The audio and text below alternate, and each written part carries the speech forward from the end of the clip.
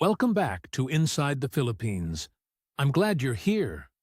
Now, if you've spent any time on this channel, you know the kind of stories we tell.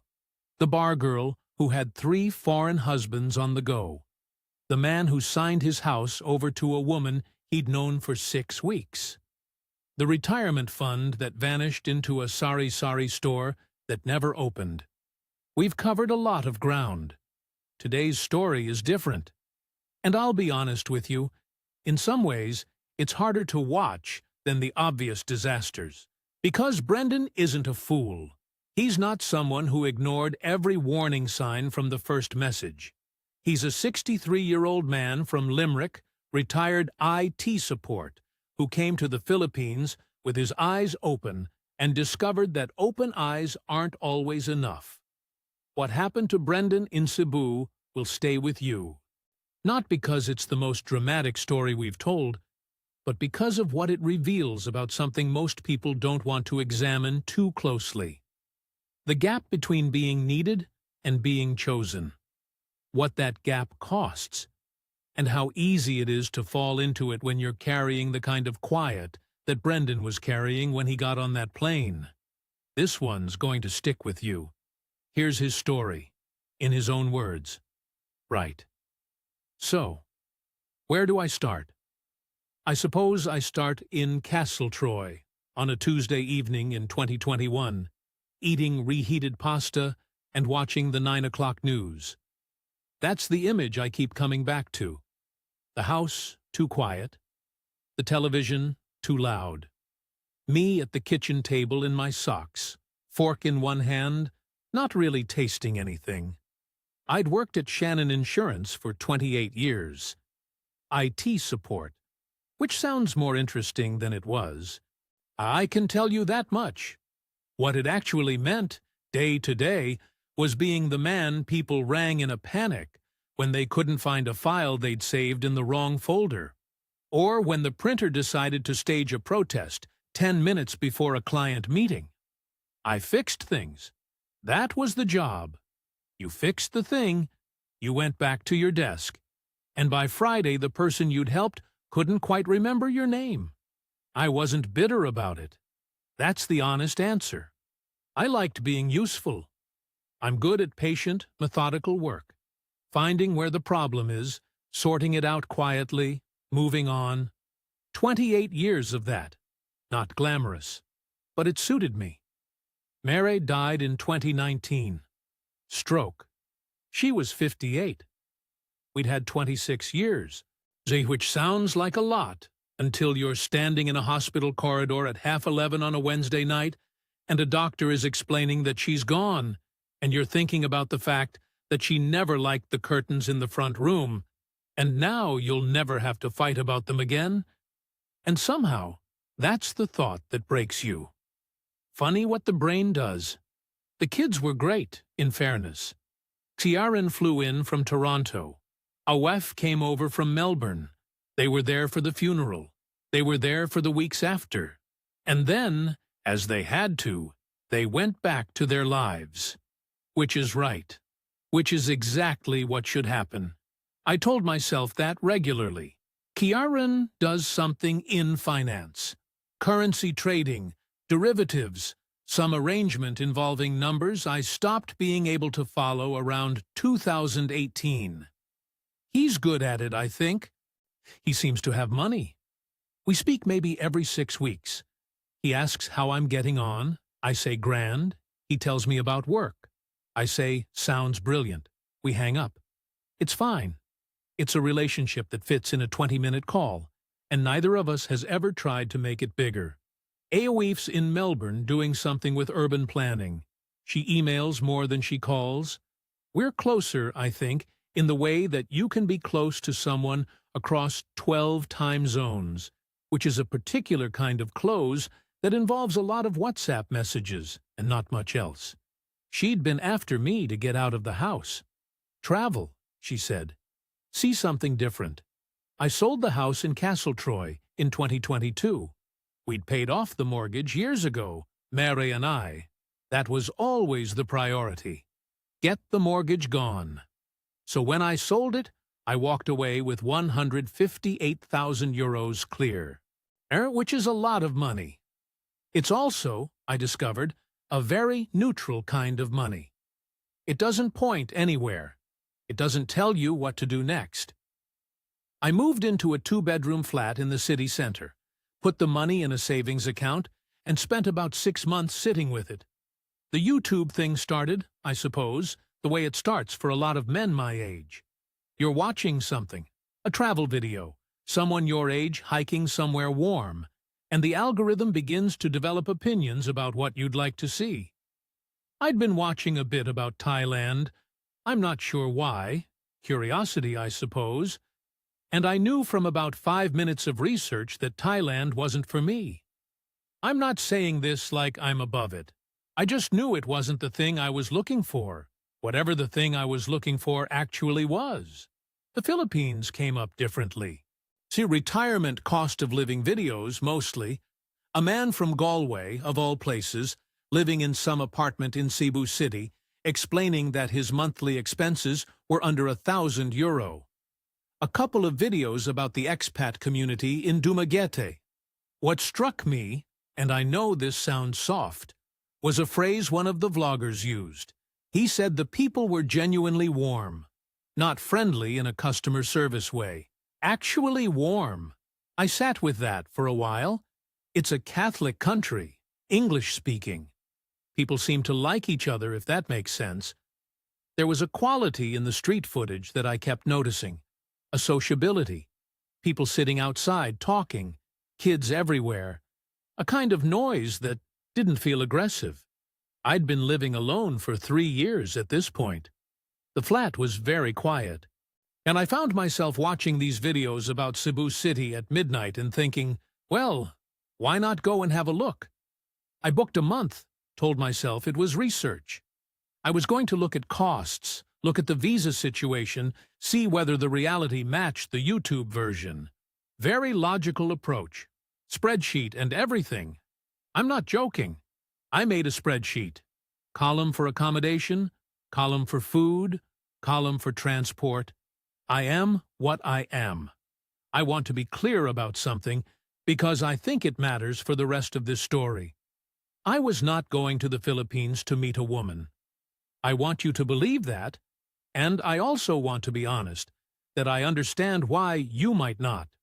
All I can tell you is that I'd seen enough of those videos, the ones about the bar scene, the nightlife, and the men in their 60s with their 25-year-old girlfriends, and it made me uncomfortable. Not moral discomfort exactly. More that it looked like loneliness wearing a very unconvincing costume.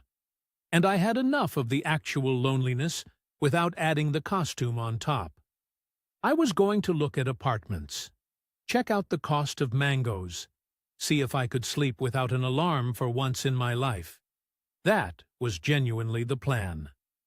I landed in Cebu on the 14th of January, 2023, and the first thing I noticed, walking out of Mactan Airport, was the heat. Not just warmth.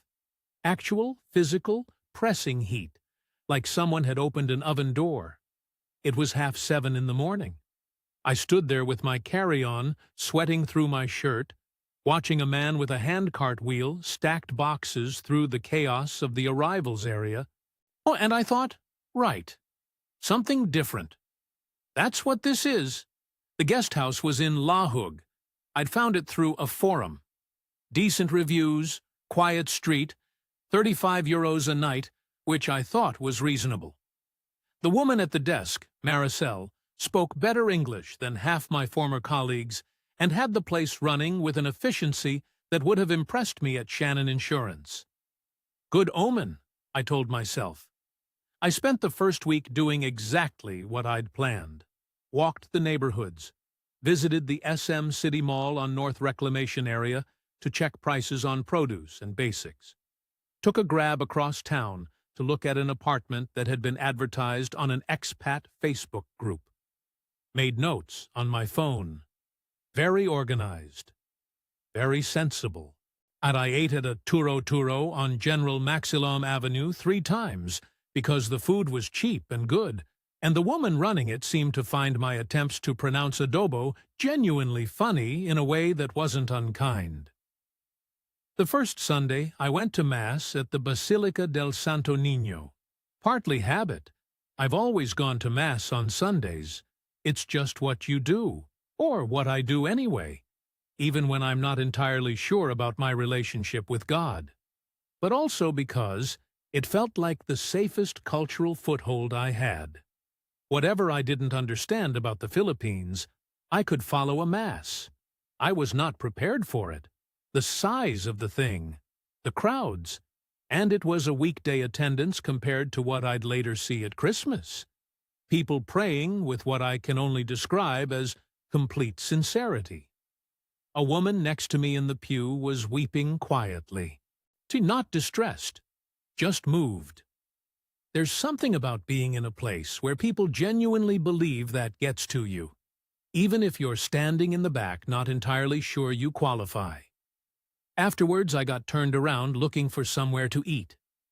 I'd been walking for 20 minutes in what I was increasingly certain was a circle when a woman stopped and asked if I needed help. Not in the practiced way that means something else, just needed help. I said I was looking for a cafe. She thought for a second and said she knew a good one, this way. She was walking in that direction anyway. Her name was Loveling. Lovely, she said, when I asked. We had coffee.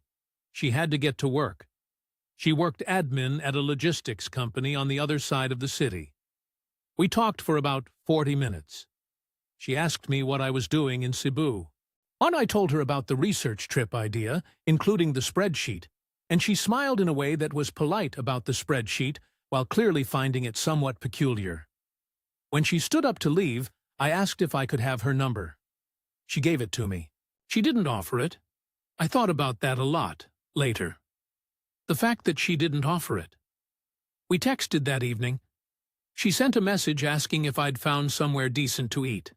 I had a carinderia 2 streets from the guest house where a woman named Aling Cora served pork sinigang in portions sized for men who'd been doing physical labor, which I had not, but I managed. I told Lovely this, and she sent back a voice note laughing. Not a polite laugh.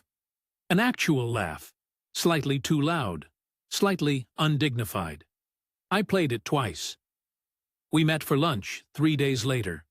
She suggested a turo near the pier, the kind of place with steel trays of food under glass and plastic stools and no menu, because you just point at what you want. I pointed at something I couldn't identify, and it turned out to be dinuguan, which is pork cooked in blood. And she watched my face process this with what I can only describe as scientific interest. I ate it anyway. It was good, actually. She seemed pleased that I ate it anyway. That was the thing about Lovely in those early weeks. She wasn't performing anything. There was no version of herself being presented for my benefit. Or, if there was, it was a very good performance. And at some point, the distinction stops being useful. We walked around the carbon market the following Saturday, which is this enormous, sprawling, wet market near the port, where you can buy fish and vegetables and plastic buckets and second-hand clothes, all in the same long, humid building, everything smelling of salt and something earthier underneath. She was explaining what things were, what they cost. I'd occasionally arguing with a vendor on what I assumed was principle rather than necessity, and I was just present in a way I hadn't been in a while. Just there. Following someone through a noisy market on a Saturday morning, buying a bag of rambutan for 40 pesos, not thinking about anything in particular. She brought me back to her place that afternoon. Small apartment in a building off Osmana Boulevard, 2 floors up, the kind of place where you can hear your neighbor's television and the tricycles on the street below, and the cockerels someone was keeping in a garden nearby that had no apparent sense of when cockerels were supposed to crow. Tidy, though. A small bookcase, a plant on the windowsill that looked like it had been tended carefully. The fridge had actual food in it, not just condiments and a mystery container, to which I took as a good sign.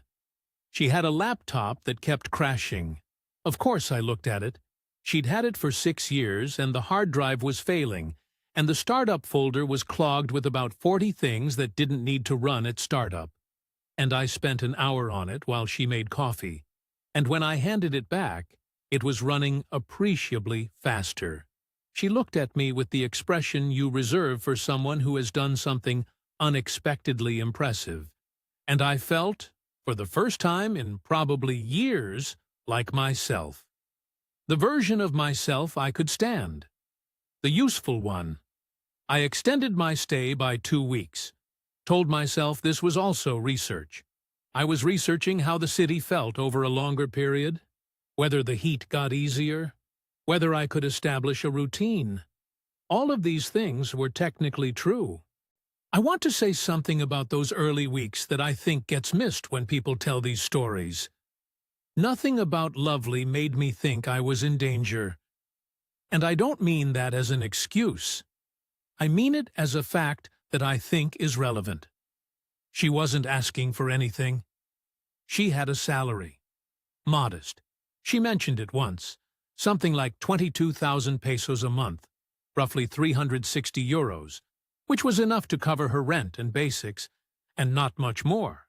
But it was hers, and she was managing it. She didn't ask me to pay for things. She split costs at lunch more than once, which surprised me, and which I probably made too much of because of what it said. She just seemed like a person who had her own life and who had made room in it for me, and whose company I enjoyed without feeling like I was being managed. Towards the end of February, one evening at a mang inasal near her place, she always ordered the inasal pa, which is the chicken leg, extra rice. I can picture exactly where she sat. She asked me about Myra. She'd heard the name mentioned once in passing, and had waited, I think, until she felt she could ask properly. She was careful about it. She said, "You mentioned your wife. Is that okay to talk about?" I said yes. And then I talked for about 20 minutes, which is not something I do. Not about that. I'm 63 years old and Irish, and we don't generally produce long emotional monologues about our dead wives over grilled chicken in foreign countries. But she listened in a way that I couldn't discount. She asked one question, the right one, and then she let me finish. And then she was quiet for a moment and said, "She sounds like she was a good person." That was it. She didn't fill the space with comfort or pivot to her own experience. She just let it be what it was. That was the moment. I know that now, and I knew it slightly then, although I'd have denied it. That was when it shifted from something pleasant into something I was going to be serious about. By early March, we were in a relationship, officially, in the sense that we'd had the conversation. He asked, she agreed. Nothing dramatic. I met her flatmate, Rochelle, who assessed me with the frank efficiency of someone who has watched her friend make decisions before, and reserved her opinion, which was fair. Lovely, for her part, introduced me to a colleague from work named Vanessa as her friend. Not boyfriend, just friend. When we bumped into her at the Ayala Center Cebu one afternoon. I noticed. I didn't read it as a warning, but I read it as caution, which I respected. She was a private person. She wasn't rushing anything. About a week before I was due to fly back to Ireland, she mentioned her brother Danny. He was 19, studying at a college in Tagbilaran on Bohol. The second semester fees were due, and there was a shortfall. Their mother had had some expenses that month. She didn't go into it. It was 12,000 pesos, about 200 euros. She wasn't asking. She was explaining. There's a difference, or there can be, and this felt like explaining. I said, "I'll sort it. Just send me the details." She started to say she wasn't asking, and I said, "I know. Just send me the details." She looked at me for a second, and then nodded. The money went through GCash the next morning. I flew back to Ireland 4 days later. And the flat in Limerick, the city centre one I'd been renting since the house sale, felt very small when I got back. And quiet. Remarkably, specifically quiet in a way it hadn't seemed before I'd left. I did my post, went to the GP for a routine check, phoned the bank about something, normal life resuming, and all the while, Lovely was sending me voice notes about what she'd had for lunch, a photo of a new plant she'd bought for the windowsill, a complaint about a colleague who kept leaving the office printer jammed without telling anyone, which she knew would amuse me and did. I booked my return flight 2 weeks after landing. I'd been back in Ireland for 14 days, and it had felt the entire time like waiting. I want to explain something about the Danny money, because I think if I don't, the rest of this won't make proper sense. And it wasn't just 12,000 pesos. It wasn't just 200 euros. What it was the first time in about 4 years that I'd done something with money that felt like it had a person attached to it. Not a direct debit. Not a standing order into a savings account that was already full enough. An actual person, in an actual situation, where the money would do something specific. Danny would sit his exams. That's what the money meant. I found that I missed having money mean something. So when I flew back to Cebu in April, I was aware, somewhere at the back of my head, that I'd liked the feeling.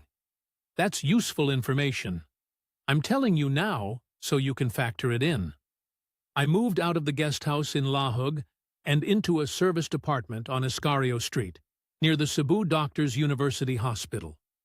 28,000 pesos a month, in about 450 euros, more than the guest house, but it had a proper kitchen and a washing machine, which at 63 I'm unwilling to negotiate on. Lovely teased me about the washing machine. I said some things aren't negotiable. She said Irish people and their washing machines, which I thought was a very specific observation for someone who'd never been to Ireland. And she said she'd seen the YouTube videos. We settled into a routine, which was something I hadn't expected to enjoy as much as I did. She worked Monday to Friday, 9 to 6. I did my own thing during the day, walked, read, went to the Gaisano main town near Colon Street sometimes for no particular reason, other than that it was cool inside and there were things to look at.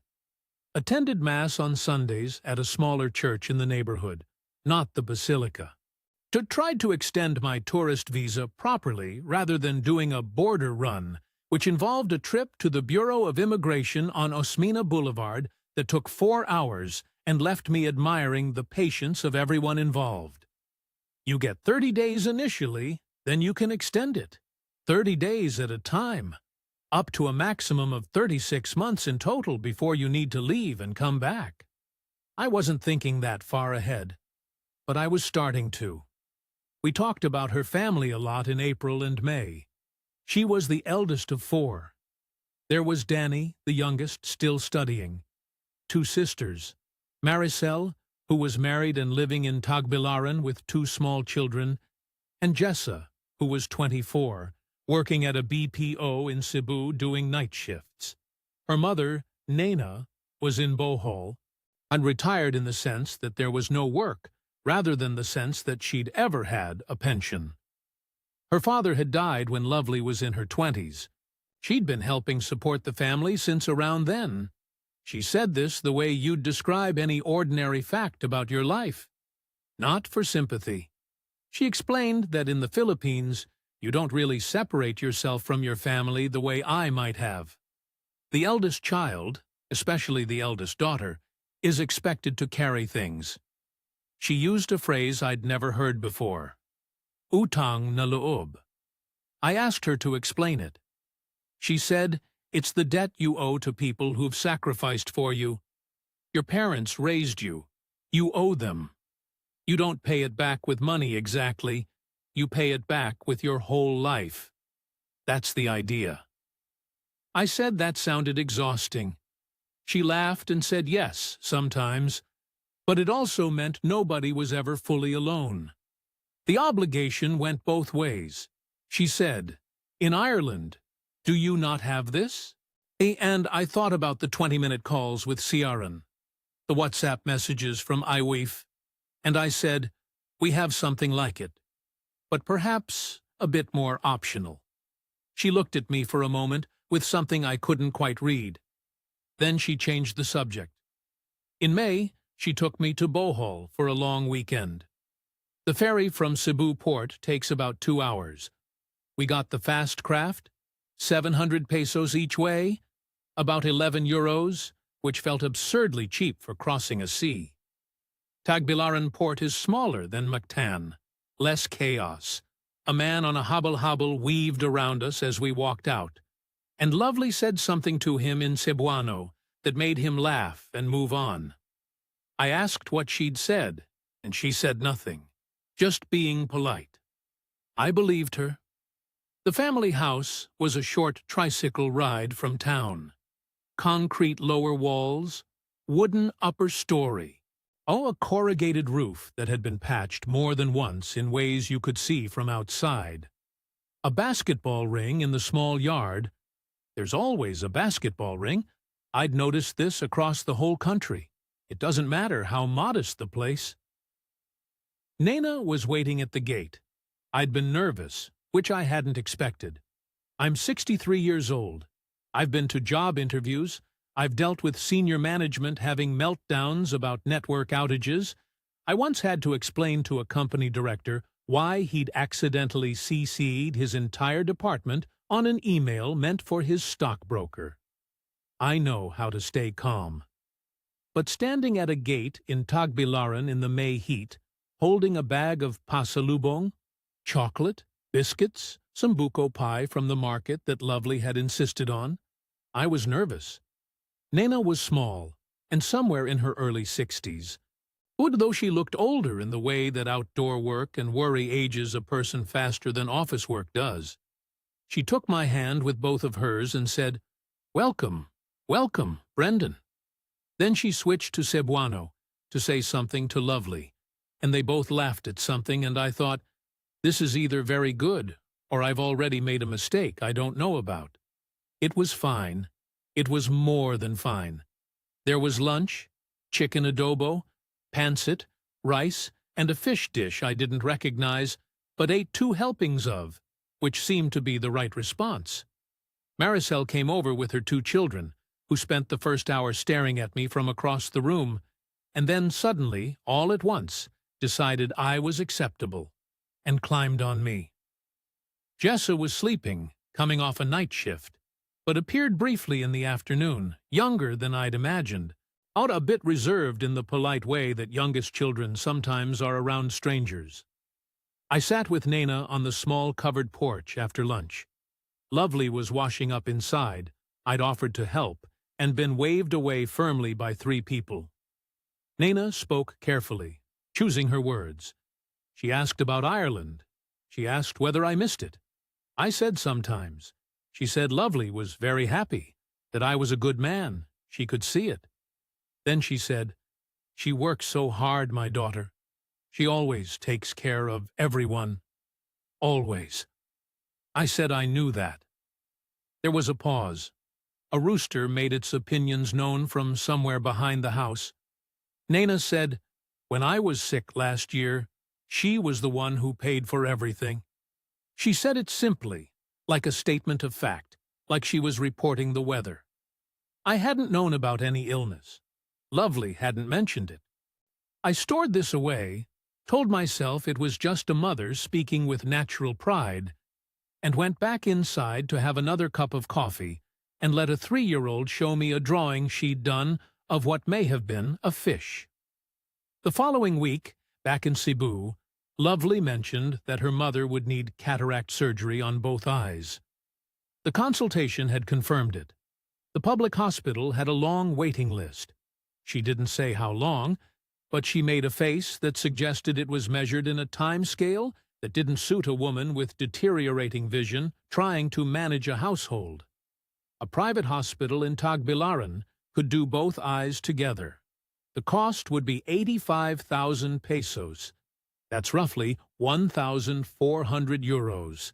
I'd walked past the Tagbilaran Provincial Hospital on our trip. I'd seen the benches outside filled with people waiting. And I thought about Nena on the porch, telling me her daughter had paid for everything. I didn't hesitate. Lovely cried. Not performing crying, not the kind you put on to move a situation forward. The kind that embarrasses a person, that comes before they've had time to decide whether to allow it. She turned away, and I waited, and she said, "Sorry, I'm sorry." I said, "Don't be sorry." She said, "You didn't have to do that." I said, "I know." I was nearly certain of the crying. I'm still nearly certain. The surgery went well. Nena could see properly within 2 weeks. Lovely sent me a voice note of her mother saying, "Thank you, Brendan. God bless you," in careful English. And I listened to it sitting on my apartment balcony on Escalating Street with a San Miguel, and felt, if I'm honest, quite good about myself. Perhaps too good. The kind of good that makes you less careful. June arrived, and with it the typhoon season, or the edges of it. A storm came through Bohol in the 3rd week of the month, not catastrophic by local standards, but enough to damage the roof of Nena's house in 3 places. Lovely showed me photos on her phone, water coming in through the ceiling above the kitchen, a corner of the upper story where the tin had lifted and bent back. The repair estimate from a local contractor was 45,000 pesos, about 740 euros. I sent it within the day. I want to be precise about the timeline here because I think precision matters. We were now at 142,000 pesos total. The Danny fees, the cataract surgery, the roof. That's roughly 2,340 euros. Spread across 6 months of a relationship, I had every reason to consider genuine. Each amount had a specific cause. Each one had felt, see, in the moment, like an obvious decision. None of them had been requested the way you'd request a loan.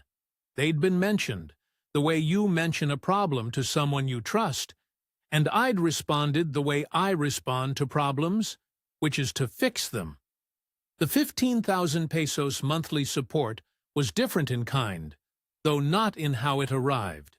It wasn't proposed exactly. In July, Lovely mentioned that with Danny's 2nd semester fees coming up in August, and Jess's hours at the BPO being cut, and Nena's small expenses, the family was going to have a tight few months. She wasn't asking. She was explaining. I said, "What if I just sent something regular? To take the pressure off." She said she couldn't ask me to do that. I said, "You haven't asked." So she looked at me in a way that I interpreted as grateful, and that I now think may have been something more complicated than that. 15,000 pesos a month. About 245 euros. I thought of it as less than the rent on my Limerick flat, which I was no longer paying. It seemed a reasonable thing to do for a family I'd met, whose grandmother I'd watched hold my hand with both of hers at a gate in Tagbilaran. By the end of July, there was also a cousin, Lovely's cousin Rodel, on her mother's side, who'd been in an accident on a habal-habal and needed surgery on his knee.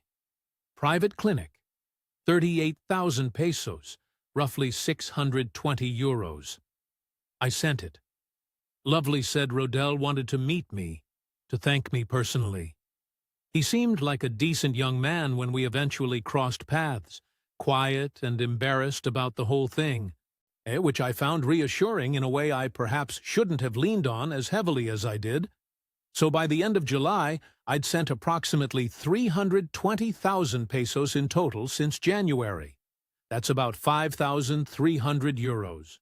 I know that figure now because I sat down with my bank app one evening in early August, glass of Jameson, nothing on television, and I actually added it up. I remember being mildly surprised. Not alarmed, mildly surprised. Like when you check the electricity bill and it's a bit more than you'd expected. I had 140,000 euros, plus, still sitting in savings. My Irish state pension was coming in at about 1,150 euros a month. I'd worked 34 years of PRSI contributions, so I wasn't badly off. The money I'd sent was real, but it wasn't ruinous. I filed the figure away and went to bed. I think about that evening sometimes. The mildness of my own reaction. Now I was treating it like a systems audit, looking at outputs and nodding, not asking what the underlying process actually was. There were things I was not asking about. I should say this plainly. Her phone was always face down on tables. I'd noticed this early and decided it was a privacy preference, which it may have been. She was never quite available on Sunday evenings. Tired, she'd say, or with family, or going to bed early. I accepted these explanations without pressing, partly because I'm not a pressing sort of person, and partly because pressing would have required me to name a suspicion I hadn't quite allowed myself to form. There was a name that came up twice: Mark. Once in July, mentioned in the context of someone from her office who'd recommended a restaurant.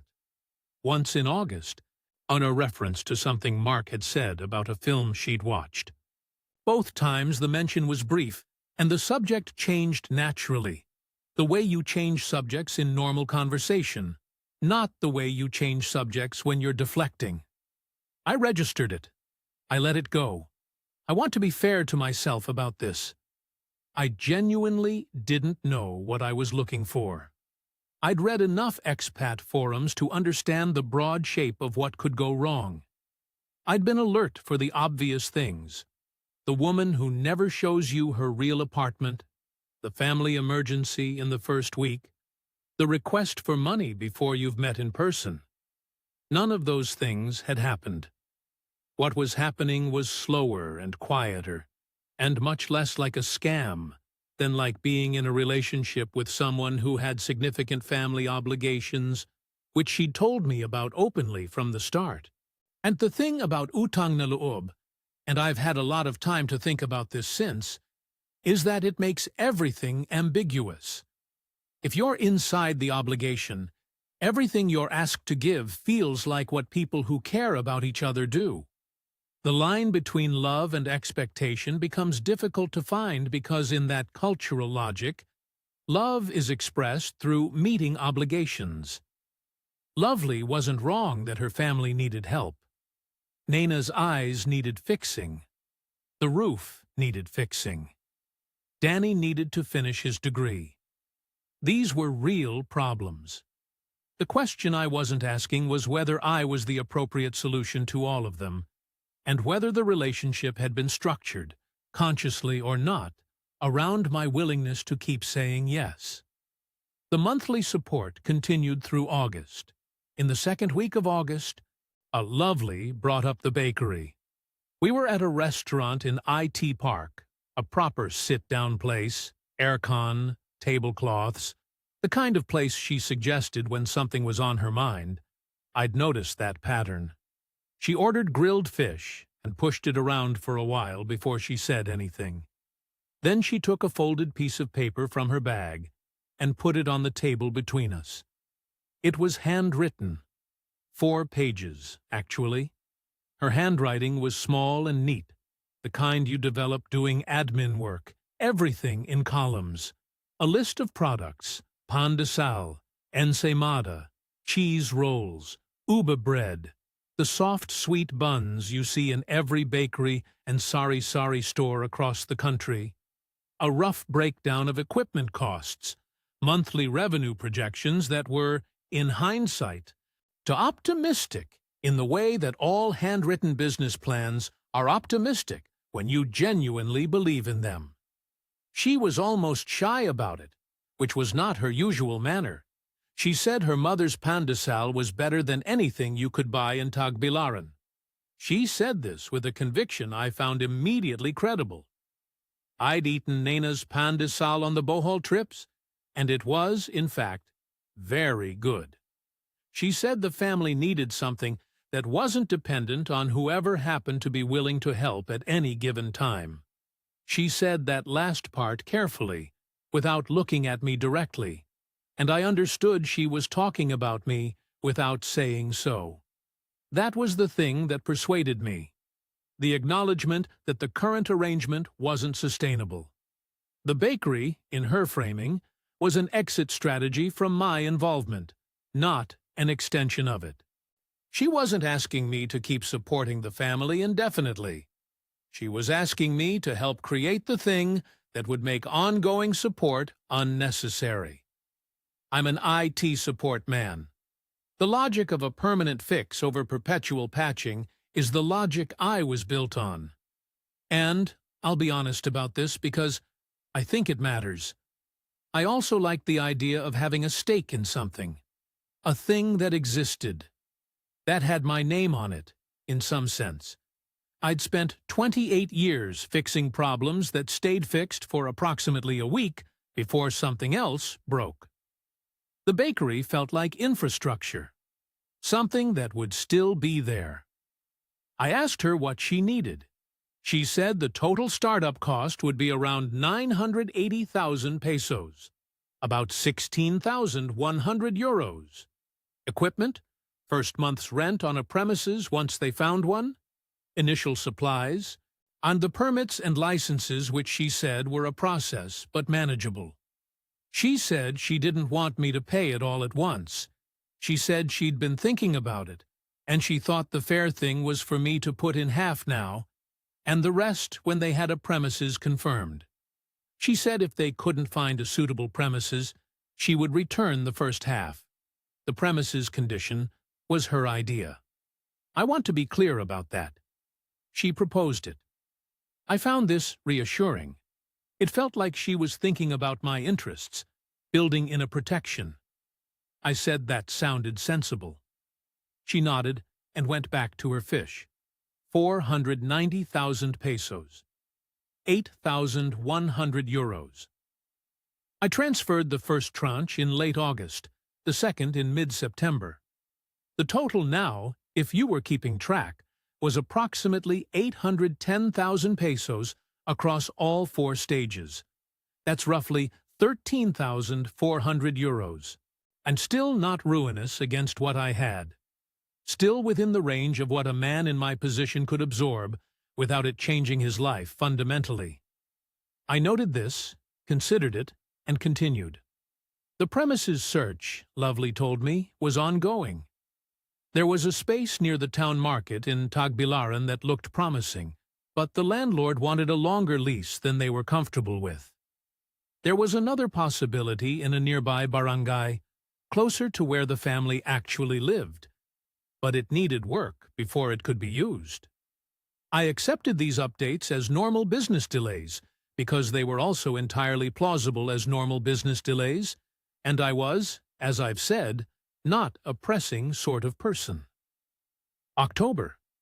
I decided to go to Bohol for a weekend. I had pasalubong, chocolates from a shop near SM City, eat a tin of Danish butter biscuits that Nana had once mentioned she liked, a small bottle of something for Lovely's sister Jessa, who I knew drank the occasional Red Horse on her nights off. I hadn't told Lovely I was coming. In my head, this was a nice thing, a surprise, the sort of thing people in relationships do. I wasn't investigating anything. I want to be clear about that too, because I've asked myself the question many times since, and the honest answer is, I genuinely wasn't. Nana answered the door. Her welcome was warm. Of course it was warm. She was a warm woman, and I was the man who'd paid for her cataract surgery. But there was something in it that day. A quality of effort. Slightly too much. And like a person who's been caught slightly off guard and is compensating with extra warmth to fill the space where the normal warmth would have been. I can't be more specific than that. It was a register. I noticed it and filed it under nothing, because what would I have done with it? The house was tidy. The living room had the usual arrangement, a small television, some framed photos on the shelves and the wall. A statuette of the Santo Niño on a small side table with a glass of water and a candle stub in front of it. I put the pasalubong on the kitchen table, and Nena made coffee, and we sat together and talked about nothing in particular while we waited for Lovely, who Nena said was just at the market and would be back shortly. And then I saw it.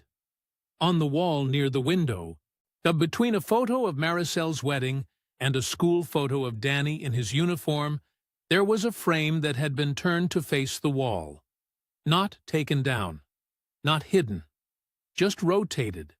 So what you saw was the brown cardboard backing of a cheap frame, sitting on its small hook like everything was normal. It was not normal.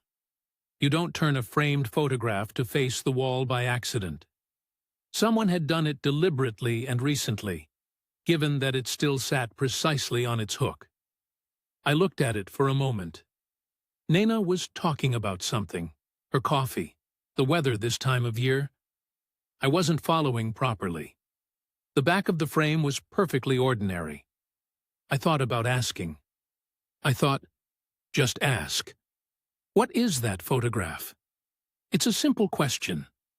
I didn't ask. He Lovely arrived 20 minutes later with a bag of vegetables and the particular slightly too bright smile of someone who wasn't entirely surprised to see me standing in her mother's kitchen, despite not having known I was coming. We had a pleasant enough evening. LaShawn Manock from a stall in town, rice. Maricel brought her children over later. The frame sat on the wall, facing backwards all evening, and nobody mentioned it, and I didn't mention it. And by the time I got the ferry back to Cebu the next morning, I had a theory I wasn't ready to examine. I told myself, it's probably an old photograph, an X, ancient history, none of my concern, private. She was entitled to privacy. The whole thing meant nothing. I'm a man who spent 28 years in IT support.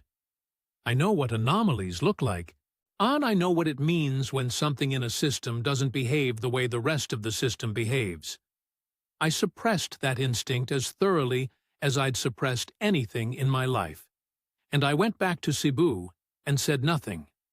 And 3 weeks later, everything became unavoidable. 3 weeks after Bohol, I went to the Wednesday expat meetup in IT Park. I want to say I went for social reasons, which is partly true. There was a loose gathering of foreign retirees that met at a bar called The Harp. Not the most original name for an establishment that served Guinness to homesick Europeans. But there it was.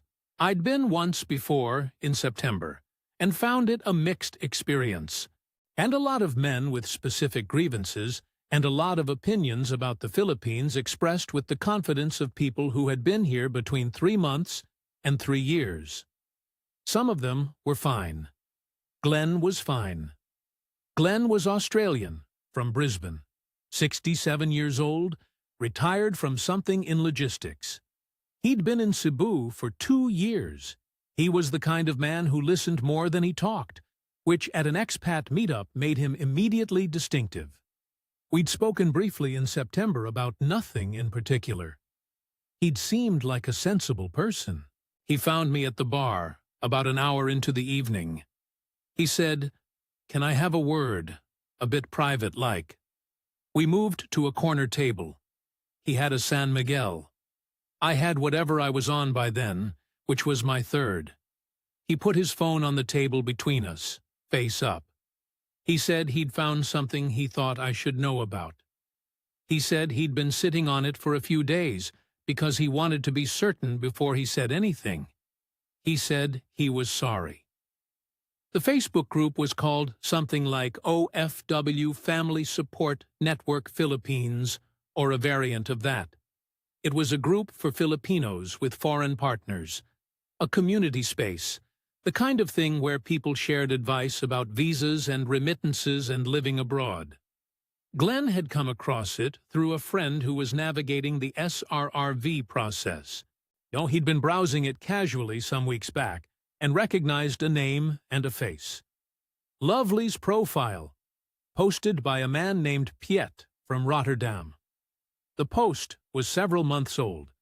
It introduced her as his partner, described their relationship, asked the group for advice about bringing her to the Netherlands. Piet had a photograph of the two of them together. Not a casual photograph, the kind you take when you're happy. Glenn had done some further looking before coming to me.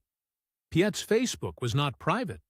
He'd been posting about Lovely, referring to her, sending her things, talking about visit plans, for approximately 2 years. The posts predated my arrival in Cebu by the better part of a year. I looked at Glenn's phone for a while. I thanked him. I said I appreciated him telling me. He said he was sorry again. And I believed he meant it. And we sat there for a moment in the particular awkward silence that follows the delivery of information that cannot be undelivered. And then I said, I needed another drink. And he said yes. Fair enough. I went back to the apartment on Escalating Street. I did not sleep. I sat on the balcony in the warm dark and listened to Cebu at night, which is never fully quiet. Distant karaoke from somewhere 2 streets over. The periodic sound of a tricycle. A dog making its case for something in the middle distance. I thought about Piet in Rotterdam, who apparently believed he was in a relationship. I thought about Sunday evenings. I thought about Mark. I thought about a frame turned to face a wall. 4 days. I sat with it for 4 days before I did anything. And I am aware this is a very Irish response to devastating information. You don't confront immediately. You process internally. You go about your business. You eat your meals. You send a cheerful enough message to the person you are now reconsidering, because the alternative is to name the thing, and naming it makes it real. During those 4 days, I did a kind of audit that I couldn't have done before working in IT and wouldn't have done without the training. I went back through the pattern. Every Sunday evening she wasn't available, and I checked I could roughly reconstruct it. Going back to April. The phone face down. The name Mark. The way it opened and closed in the same breath. The Bohol visit. The warmth from Nena that had a quality of performance. The frame. The premises for the bakery that was always nearly confirmed. I never confirmed. I added it all up the way you add up line items in a bank app. The total was clear. That was the worst part. When the thing you've been not adding up turns out to sum correctly. On the Thursday, I sent Lovely a message and asked if we could have dinner. She suggested a restaurant on Salinas Drive, quieter than the IT park places. I said fine. I didn't go in with accusations. I went in with space. I said, I want to ask you about someone named Piet. I said I'd seen some things, and I wanted to understand them. I kept my voice level.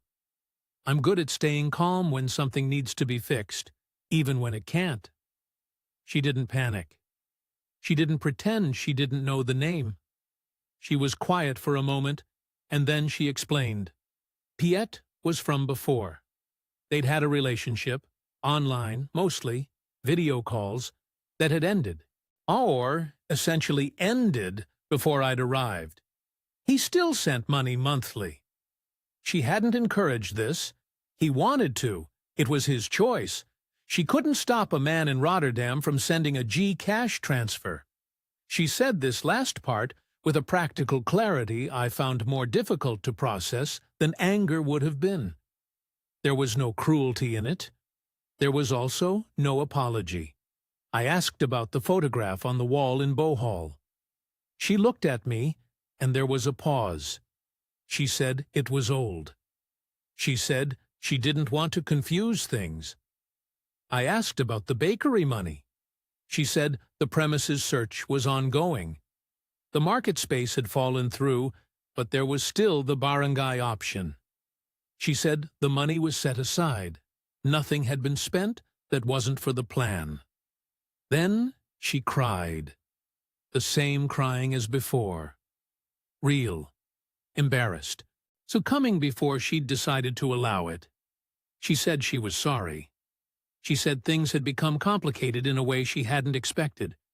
She said she cared about me, that this was real, that what we had wasn't false. And I don't know. I believed her. I believed parts of her. I believed the crying was real, and I believed that some part of what she'd felt was genuine. And I also believed that none of this resolved the fact that a man in Rotterdam thought he had a girlfriend who was sending him voice notes, and that whatever I was to Lovely, I was not the only frame on that wall. I said I needed time to think. She nodded. We paid the bill separately, which felt appropriate. Oh, and I walked back through IT Park and got a grab and went to the apartment and sat with the ceiling fan going and thought about what it means to be someone's backup arrangement without knowing it. The next morning, I booked a flight home. Dublin, 3rd of November. 3 weeks away, which was long enough that I wasn't running and short enough that I wasn't pretending. Dublin in November. Gray, cold, the particular damp that gets into everything. I'd been away 10 months. The airport felt very large and very beige, and I stood at the baggage carousel watching the same suitcases go around and thought, right, here we are then. I didn't go back to Limerick.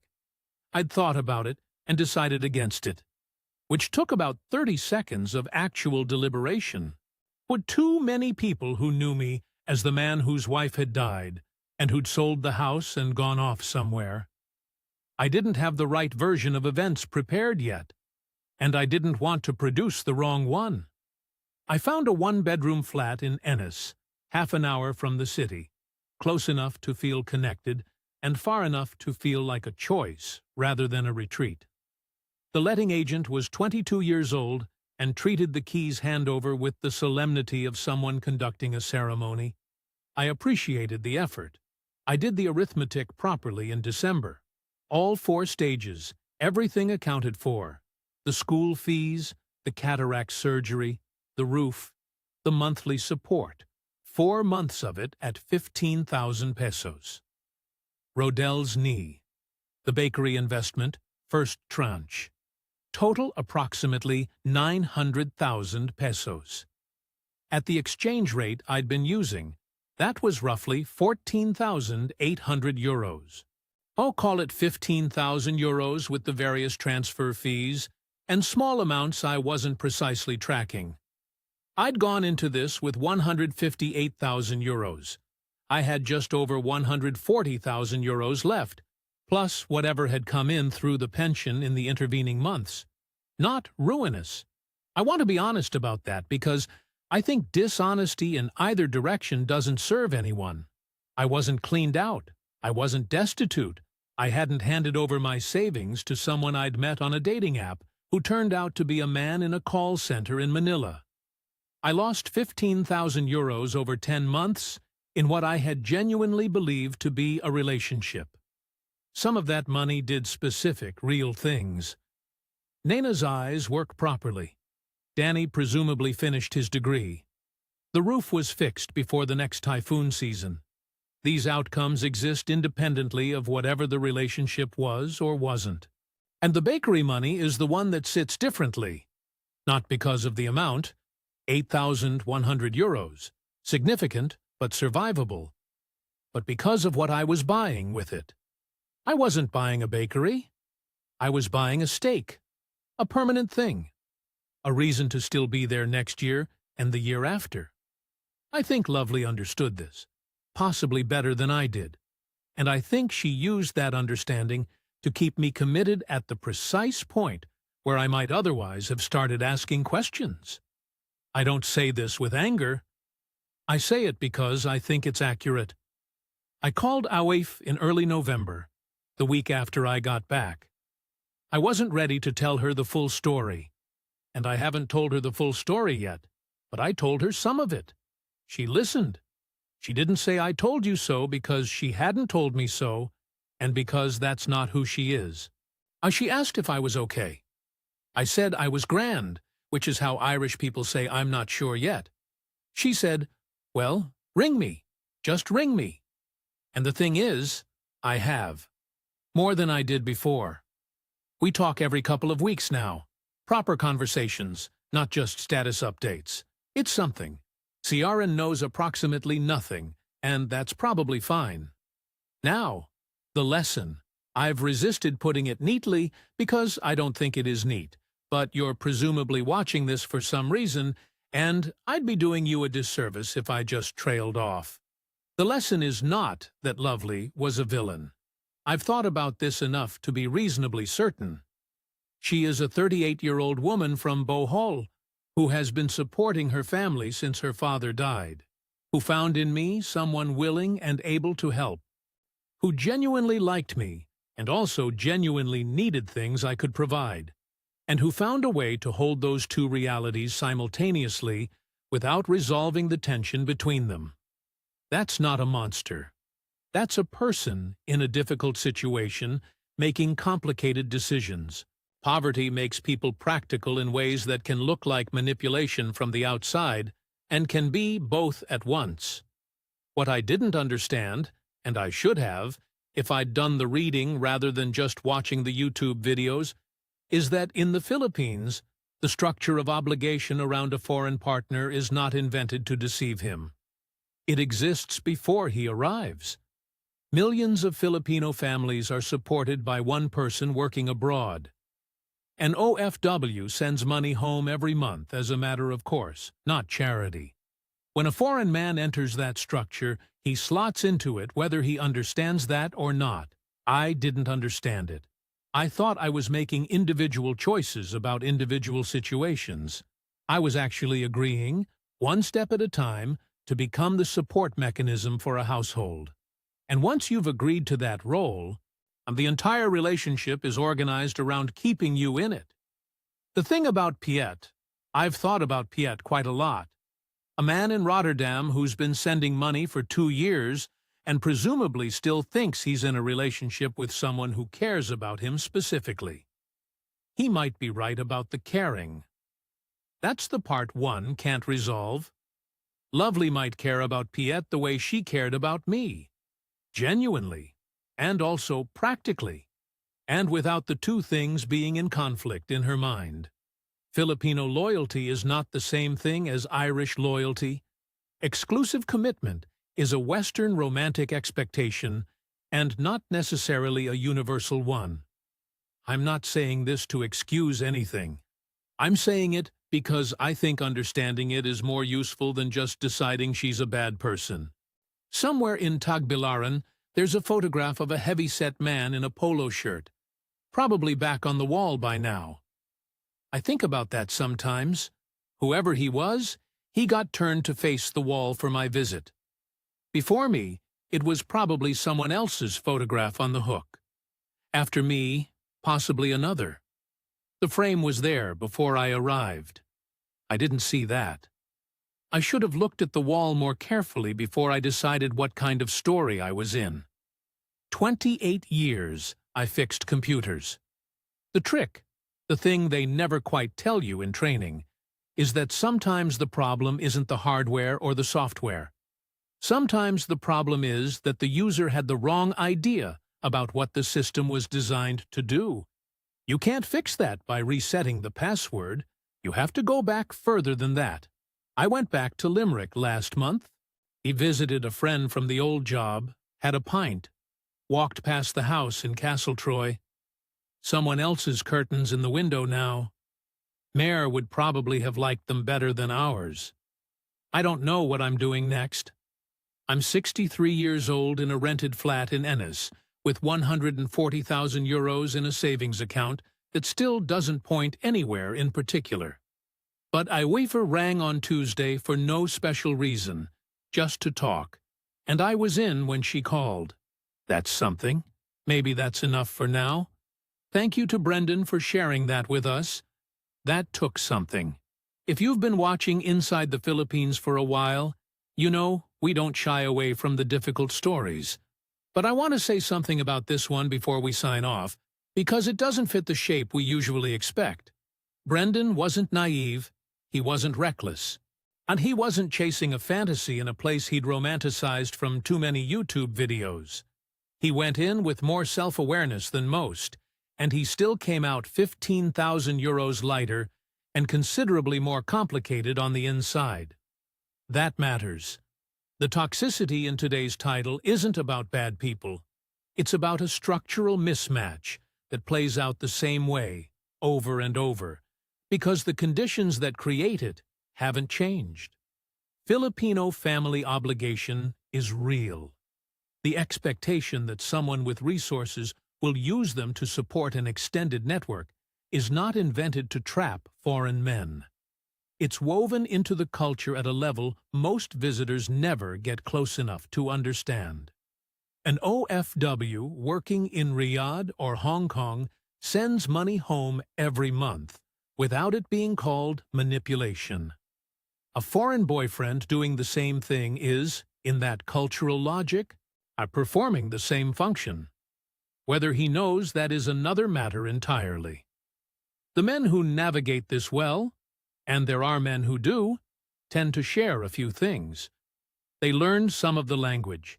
They had honest conversations about money before the first transfer. They met the family before they committed. They drew lines they were willing to hold.